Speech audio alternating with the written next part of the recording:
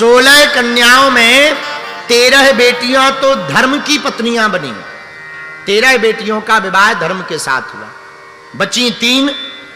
उन 3 में एक बेटी का नाम था स्वाहा, जो दक्ष की बेटी थी। एक बेटी का नाम था स्वाहा। स्वाहा नाम की बेटी अग्निदेव को ब्याही गई। बची 2 में एक बेटी का नाम था सुधा। सुधा नाम की बेटी का विवाह पितरों के साथ हुआ। बची 1, उनका नाम था सती, और सती का विवाह भोले बाबा के साथ में हुआ। ब्रह्मा जी के कहने पर हुआ, लेकिन इनके कोई संतान नहीं हुई। तो परीक्षित जी बोले महाराज जरा हमें बताओ इनके संतान क्यों नहीं भई? बोले बीच में ही सती ने प्राण त्याग दिए। महाराज जरा बताओ हमें विस्तार से। तो सुनो, क्या हुआ कि एक बार ब्रह्मा जी ने राजा दक्ष को प्रजापति बना दिया। प्रजापति घोषित किया तो सम्मान समारोह रखा।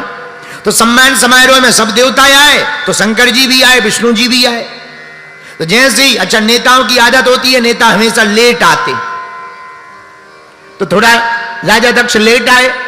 सब देवता बैठे थे तो सबने खड़े होके स्वागत किया, पर 3 लोग खड़े नहीं भय, ब्रह्मा जी, विष्णु भगवान और शंकर जी।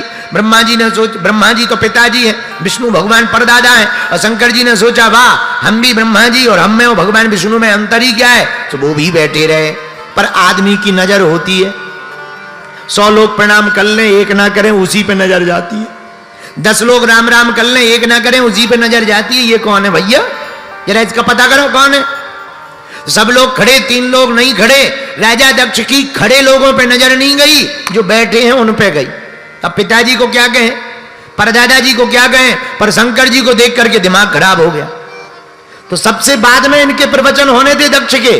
जो मुख्य अतिथि होता है सबसे लास्ट में उद्बोधन देता है, लेकिन सबसे पहले ही ठोक दिया। श्रूयताम ब्रह्मर्षियो में सहदेवा सह अग्नियः। सुनो, अरे सुनो सुनो देवताओ सुनो। कोई सभ्य समाज में एक असभ्य आदमी आ जाता है, मामला गड़बड़ा जाता है, तो सब देवता एक दूसरे को देखने लगे, भैया यहां असभ्य कौन है? अरे राजा दक्ष बोले इधर उधर क्या देख रहे, ये दिखाई नहीं पड़ रहा, नंगा शिव, न बैठने का ज्ञान है न उठने का ज्ञान है, भूतों के साथ रहता है, ये भी आधा भूत ही है। अब देवता लगे एक दूसरे को देखने, हे भगवान। राजा दक्ष इतनी बक बक बक बक करने लगा कि नंदी से नहीं रहा गया। तो नंदी थोड़ा तमतमाए, महाराज आपकी आज्ञा हो तो इन्हें ठिकाने लगा दे। शंकर जी बोले चुप हो जा, शांत बैठ जा, ससुराल की गालियां हैं, किसी को शादी के टाइम पे मिलती, हमें तो बाद में भी मिल रही हैं, ये हमारे ससुर जी हैं, चुप बैठ। अरे महाराज पर बहुत हो गई, और इतनी बक बक राजा दक्ष ने करी महाराज कि अंत तो गत्पा उसने श्राप दे डाला। सुनो, आज के बाद किसी भी यज्ञ में भगवान शंकर का कोई भाग नहीं होगा, कोई हिस्सा नहीं होगा, कोई अधिकार नहीं होगा। बोलो सीताराम। किसी ने राजा दक्ष से कहा एक बात बताओ। बोले क्या? बोले तुम्हें शंकर जी में इतने अवगुण ही दिखाई पड़ रहे तो अपनी बेटी का विवाह क्यों किया? तो शंकर जी की तरफ देख करके राजा दक्ष बोला हमने थोड़ी किया, ये तो पिताजी की आज्ञा थी, वरना कहां मरकट लोचन वाला। मरकट लोचन का मतलब होता है बंदर की आंख वाला, कहां बंदर सा दिखने वाला ये शंकर, कहां हमारी प्यारी सी सती, इसके लिए थोड़ी थी, वो तो पिताजी की आज्ञा थी सो करा दिया। अब तो नहीं रहा गया नंदी से। भगवान शंकर की तरफ देख करके बोले सुनो महाराज, अब जो होगा सो देखा जाएगा, तुम बाद में पीट लेना, हम इन्हें तो ठिकाने लगाएंगे ही लगाएंगे। क्यों? हरि हरि निंदा सुनये जो काना,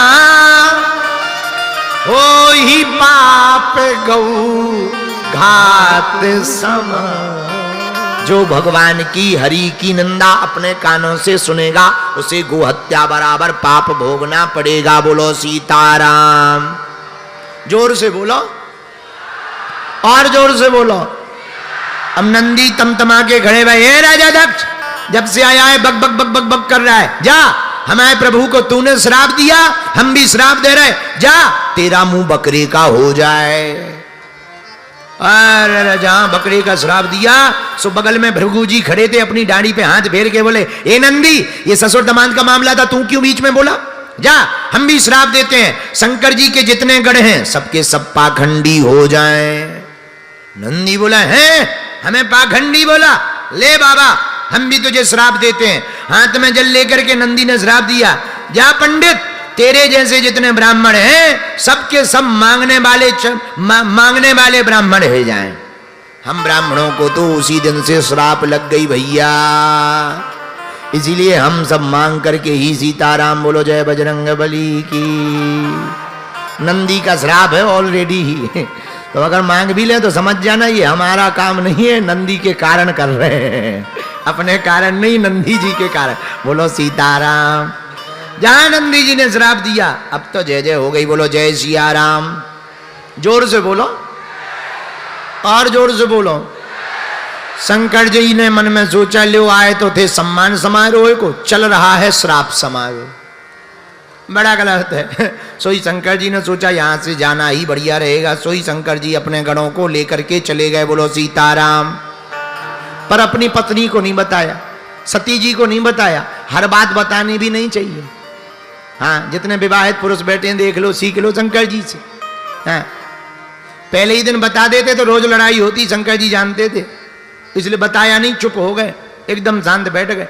हाँ, पर बहुत दिन बाद राजा दक्ष ने यज्ञ की, यज्ञ में सबको निमंत्रण दिया पर भोले बाबा को नहीं दिया। ये बात देवताओं को भी पता थी, पर कभी कभी पड़ोसी भी बड़े खतरनाक होते हैं, जले पर नमक छिड़कने का काम पड़ोसी बहुत बढ़िया करते हैं।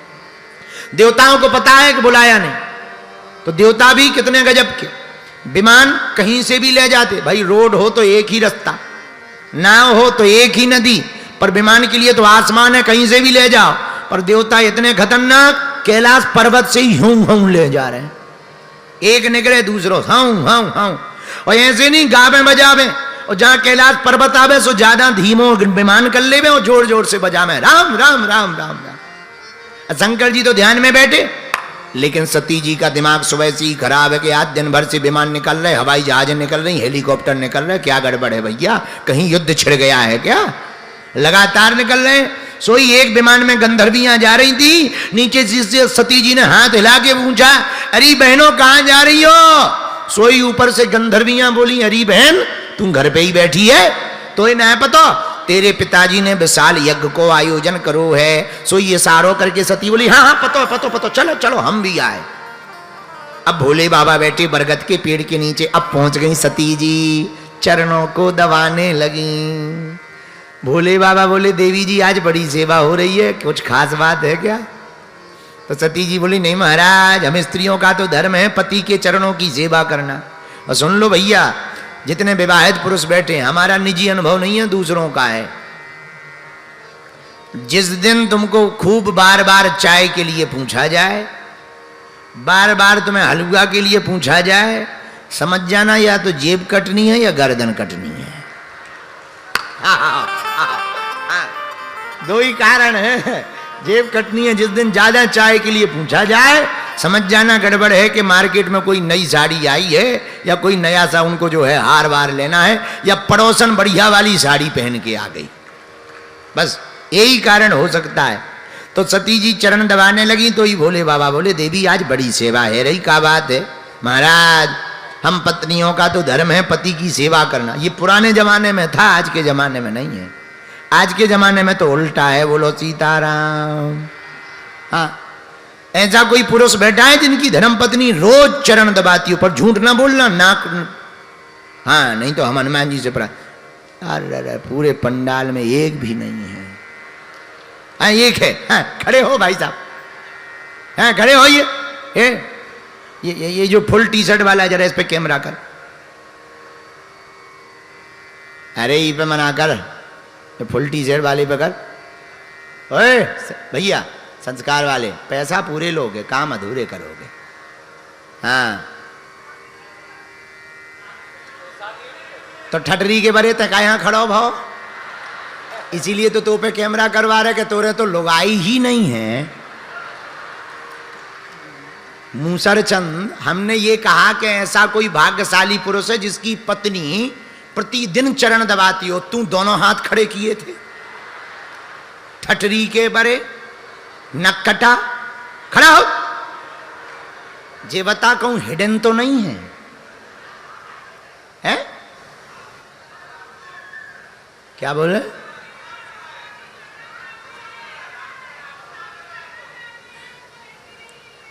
शादी करना चाहते हो तो क्या हम मैरिज ब्यूरो खोलें का? ठटरी के बरे हैं? हम मैरिज ब्यूरो खोले बैठे का हैं? तो पर दोनों हाथ क्यों खड़ा किए थे ये बता पहले। जब तेरी शादी नहीं हुई, लुगाई नहीं है, और हम प्रसंग बोल रहे लुगाई लुगवा से संबंधित, तू हाथ क्यों खड़ा किए था ये बता पहले, हैं? हम ऐसे शर्मा रहे जैसे नई दुल्हन ते ही बन रहा हो है। ठटरी के बारे। हाँ, भाग्यशाली पुरुष तुम खड़े हो जरा, हाफ शर्ट वाले। तुम आई हो गई? अच्छा, साथ ही में आए, आई हैं, रोज सेवा करती। अच्छा, ऐसा तो नहीं कि वो बगल में बैठी तो उन्होंने धक्का दे दो कि हमारी नाक बचा ले, सो तुम खड़े हो गए हो, हैं? सही में बहुत भाग्यशाली हो भाई, ताली बजाओ। जितने विवाहित पुरुष बैठे इनके दर्शन करो, बहुत भाग्यशाली हो भैया। कहाँ की है तुम्हारी घरवाली? है गोरखपुर, उस तरफ अच्छी होती हैं। हम भाई लोग हमसे पूछेंगे तो हम बता देंगे भाई, बताओ, बहुत अच्छा, बहुत बढ़िया, बहुत भाग्यशाली हो लोग। हम आशीर्वाद दे रहे तुम्हें, तुम दोनों की जोड़ी जुग जुग जी है। अच्छा, जो बताओ, प्रभाव में सेवा करती है कि स्वभाव में? स्वभाव में तो और ज्यादा भाग्यशाली है। चलो, भगवान की बड़ी कृपा है, पूरे पंडाल में नाक तो बच गई पुरुषों की। पहले के जमाने में चरण सेवा करती थी माताएं अपने पतियों की। अब आज के जमाने में हनुमान जी ही बचावे, पर सती जी चरण सेवा कर रही। सती अपने पति भगवान महादेव के चरण सेवा कर। विवाहित स्त्री का धर्म है पति के चरणों की सेवा करना। जो विवाहित स्त्री श्रद्धापूर्वक पति को परमेश्वर मानकर सेवा करती हैं, निश्चित रूप से भगवान की कृपा से आहा उनके घर घर नहीं मंदिर रहता है। पर पुरुष का भी समर्पण होना चाहिए। अगर पत्नी का समर्पण हो तो पति का भी समर्पण होना चाहिए। भोले बाबा ने कहा, देवी आज बड़ी सेवा हो रही, क्या बात है? महाराज, हम स्त्रियों का धर्म है। हाँ, वो तो हम समझते हैं। महाराज एक निवेदन करें? हाँ करो। आप अब देखो शब्द शैली सुनना सती जी की। महाराज, आपकी ससुराल में आपके ससुर जी ने यज्ञ का आयोजन किया है, आप चलोगे? बोले बाबा बोले निमंत्रण आया है। तो सती जी बोली निमंत्रण तो नहीं आया, पर डाक गड़बड़ा गई होगी। हमारे पिताजी हमसे बहुत प्रेम करते हैं। अब देखो भोले बाबा कितने सहनशील हैं। आज तक जो बात को छिपा कर रखा, आज बताए, देवी उस दिन ऐसा ऐसा हो गया था, इसलिए तुम्हारे पिताजी हमसे नाराज हैं। अरे महाराज, हमारे पिताजी को हम जानते हैं, हम ठिकाने लगाएंगे, हम समझाएंगे, क्षमा मांगेंगे। देवी अब वो क्षमा नहीं मांगेंगे, बहुत बड़ी बात हो गई है, उन बहुत अभिमान में भरे भए हैं, अब परेशान। अरे महाराज आप हमें आज्ञा दो। देवी सुनो, वहां नहीं जाना चाहिए। कहां? आवत ही हर से नहीं, नैनन नहीं स्नेह, और तुलसी तहां न जाइए, चाहे कंचन बरसे में। जहां जाने से तो दूसरों को प्रसन्नता ना होवे, आंखों में प्रसन्नता ना छावे, चेहरा मुस्कुराए ना, ऐसे घर पर सोना भी बरस रहा हो तब भी नहीं जाना चाहिए। इनके 5 मुख, ब्रह्मा जी के 4 मुख, और भागवत के अनुसार इनसे प्रकट भय। वैसे तो आदि अनादि है, भागवत की चर्चा है, रुद्र रूप की चर्चा आती है, रुद्रावतार की चर्चा आती है। तो सुनो, चतुरानन बाप पंचानन आप खड़ानन पूत। एक बेटा है 6 मुख का, खुद के 5 मुख, बेटा के 6 मुख। अच्छा बताओ, चलो खुद के 5, बेटा के 6, कोई बात नहीं, लेकिन इन्होंने एक चेला बनाया, दशानन चेला। चेला भी इन्होंने बनाया तो 1-2 मुंह का नहीं बनाया, 10 मुंह वाला चेला बनाया। 5 मुख के खुद ही है, 6 मुख का बेटा है, और जो चेला बनाया वो 10-10 मुंह का है। तो इनके यहां भैया मुख का बड़ा जलवा। अब जब शंकर जी की शादी हुई तो अभी हम आगे आपको बताएंगे, बड़ी आफत फंसी मुख के ऊपर, बहुत झंझट। इसीलिए बाकी सब देव हैं, शंकर जी महादेव हैं, सब देव हैं शंकर जी। अच्छा एक और है, क्या गजब की सर्जरी की भोले बाबा ने। सर्जरी के प्रथम जनक है शंकर जी। मनुष्य देव तन में गज तन फिक्स कर दिया है। गणेश जी मुख गज का, बाकी देवत्व स्वरूप। और बताओ क्या गजब की सर्जरी है। तो सर्जरी के प्रथम जनक भी भोले बाबा ही माने जाएंगे। इसीलिए सब हैं देव, भोले बाबा हैं महादेव। देवताओं ने स्तुति की। भगवान बोले, शंकर जी बोले कैसे आए। देवता बोले हैरान है, काऊ की खपड़िया फूट गई, काऊ की डांडी उखड़ गई, काऊ की आंखें फूट गई। जे खड़े महाराज भूखा देवता, इनकी तो 3200 ही चले गए हैं, भग हैं, इनकी आंखें फूट गई। हम तो महाराज सब लोग हैरान हैं। शंकर जी बोले यज्ञ में गए क्यों थे। बोले निमंत्रण था। तो बोले जब हम 3 लोग नहीं गए तो तुम लोग क्यों गए। महाराज गलती हो गई, आगे से ध्यान रखेंगे। ब्रह्मा जी बोले क्षमा कर दो। शंकर जी बोले क्षमा ही है, हमें क्या लेना देना, हमने गलती थोड़ी की, इन्होंने गलती की, हमारे कुछ गण गए होंगे, उन्होंने गड़बड़ कर दी होगी, हम कंट्रोल कर देंगे, टेंशन ना लो, सब ठीक हो जाएगा, सब ठीक हो जाएगा, टेंशन ना लो। लेकिन ब्रह्मा जी बोले महाराज चलो यज्ञ पूरी करवा दो, अधूरी डली है। तो शंकर जी बोले हम क्यों जाएं जब हमें कुछ मिलना ही नहीं है। मिले तो जाएं, जब हमारा कहीं हिस्सा ही नहीं यज्ञ में होना है तो हम काहे को जाएं। अरे महाराज ऐसा मत करो, आपको हम सब देवता वचन दे रहे, यज्ञ में जो भी बचेगा सब आपका ही भाग होगा, आपका ही हिस्सा होगा। आप कृपा करके यज्ञ पूरी करो, बोलो सीताराम। अब भोले बाबा आए, यज्ञ फिर से प्रारंभ भई। अब यज्ञ प्रारंभ भई तो यजमान चाहिए, पर कहीं भैया यजमान तो चलो गो। बोले कहाँ। बोले ऊपर। बोले कहाँ गो। बोले शरीर तो डलो है पर मुख तो हवन कुंड में स्वाहा होगा। अब शंकर जी ने कहा तो फिर हवन कैसे होगा। बोले अब आप ही उपाय बताओ, चलो यजमान को ही खड़ा करो। सोई त्रिशूल को आज्ञा दी कि जा करके काऊ को भी सिर लेकर के आ जा। एक बकरा को सिर लेकर के त्रिशूल आ गओ और दक्ष के मुंह पे बढ़िया गजब की फिटिंग कर दी, सर्जरी कर दी। लो भैया चेला फिर से तैयार।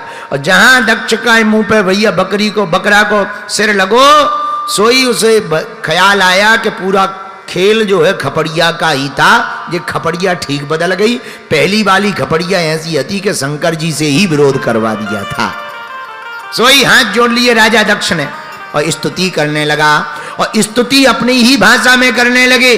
चूंकि मुंह बकरे का है तो करने लगे, तो शंकर जी को बड़ी हंसी आ गई। शंकर जी को हंसी आई तो देवताओं को हंसी आ गई। इसलिए तुम देखना मंदिर में जब भी भोले बाबा के भगत जाते हैं तो पूजा करने के बाद क्या करते हैं,